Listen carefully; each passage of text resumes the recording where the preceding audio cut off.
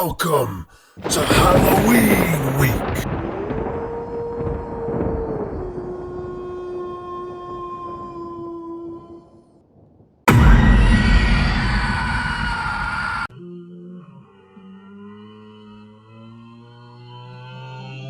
Welcome back, everybody.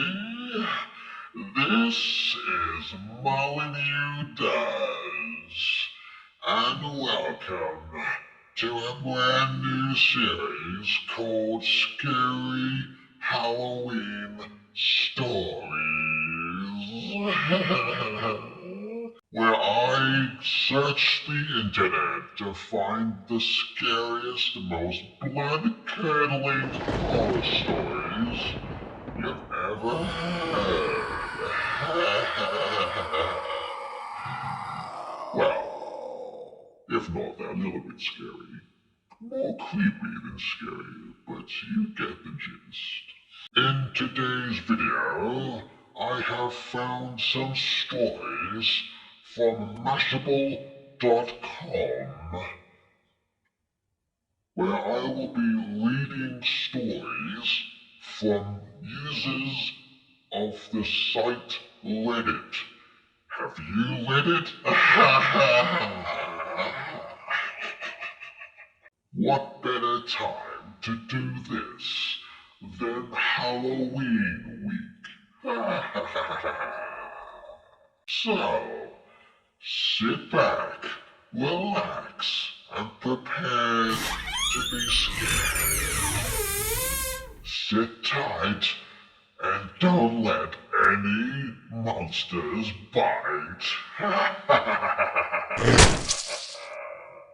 So, here we are then. The first story is from this Reddit user called Morenapkinspls. What kind of scary name is that? Anyway, let's go. The scariest thing I've had happen while camping. So, I live in Eastern Oregon, and my mom lives in Western Oregon, which is in the United States of America. I went to visit her for the summer, and she's very outdoorsy, so we decided to take the 1-hour drive from her city to the coast. We end up at this free campsite at the top of this hill.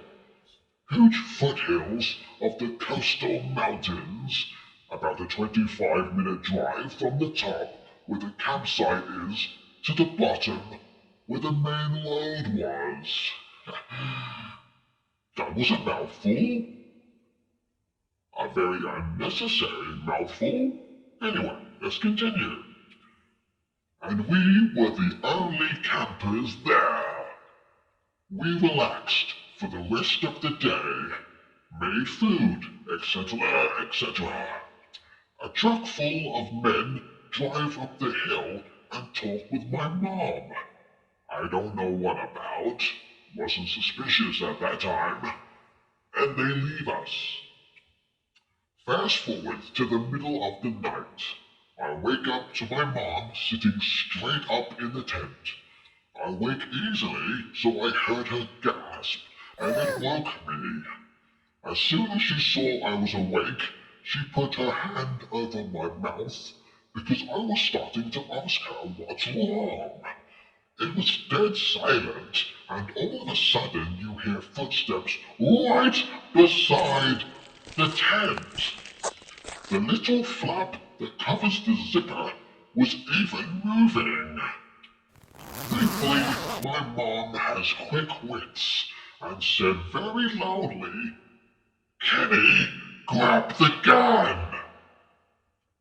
Kenny is my dad, although that doesn't matter.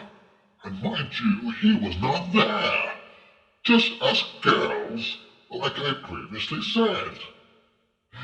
They left. No harm done. Thank the Lord for my mama. That could have been a hell of a lot worse, don't you agree? Oh, I bet they were scared.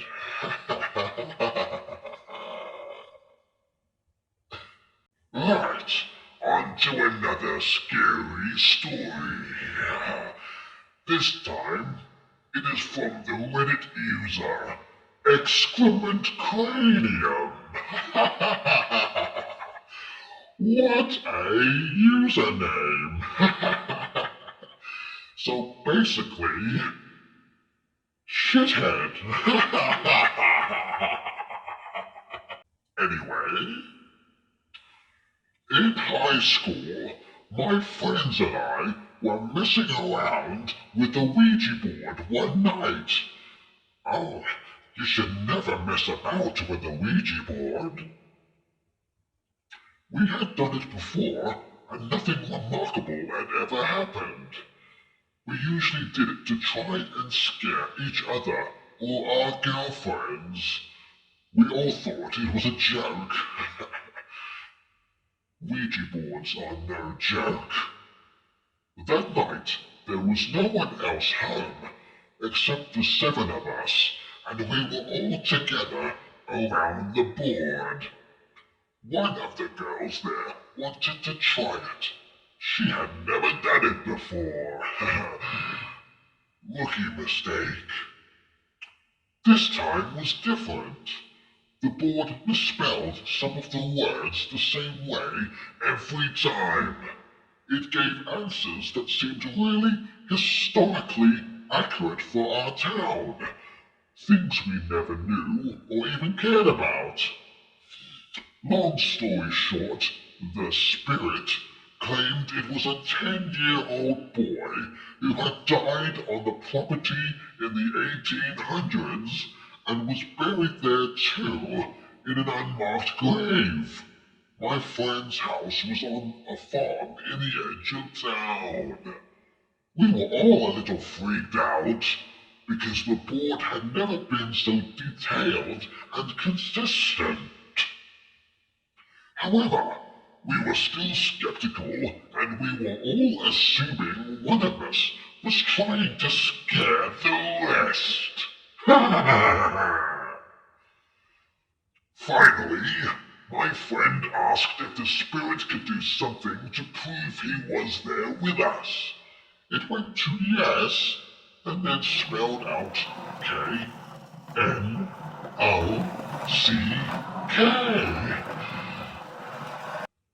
Then the planchette stopped moving.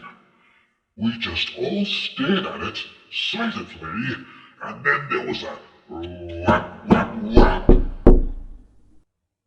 on the window right next to us. The lights were on outside, and there was absolutely no one out there. We never touched that effing board again. Okay, one more story, and then it's time for bed. Can you sleep? Will you be able to sleep? Alright, this one is from an editor called Call Me Egg. Okay, Egg, what have you got for us? Growing up, my bedroom was the only one that faced the front of the house / street. When I was about 8 or 9, I woke up to my dad calmly but firmly telling me to get up, go in the bathroom, and shut the door. I was annoyed because I was half asleep, but I listened. Apparently, I was more tired than I realized because I fell asleep on the bathroom floor. The next morning, I asked my mom what happened. She seemed oblivious and confused. I looked at my dad like she was crazy, and I asked him why he had woken me up. He denied doing it. I was becoming frustrated to the point of tears, but I ultimately let it go. Fast forward to college. I was home one break, and I decided to ask again. I had thought of that night off and on for years, and it still bothered me. This time my dad goes, I was wondering if you even remembered that. Turns out that a lot of houses on our block were being vandalized and robbed all those years ago. Someone had broken into the garage and was inside the house. My room was partially over the garage. My dad heard it happen and quietly got me to safety. Police were called. The guy ran. No.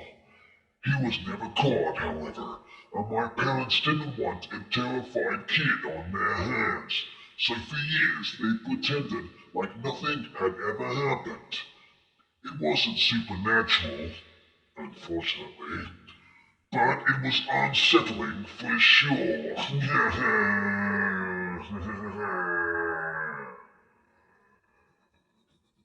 Well, there you go, everybody. That was Scary Stories from Mashable.com. I will also give credit to the Redditors that made these stories up. Or were they actually true? I hope you enjoyed these stories, and I really hoped that I spooked you out. Please, would you ever so kindly leave a like, subscribe to my channel, and of course ring that bell for notifications. I will see you in the next scary video. And remember, if I don't see you before, I will see you the next time I see you.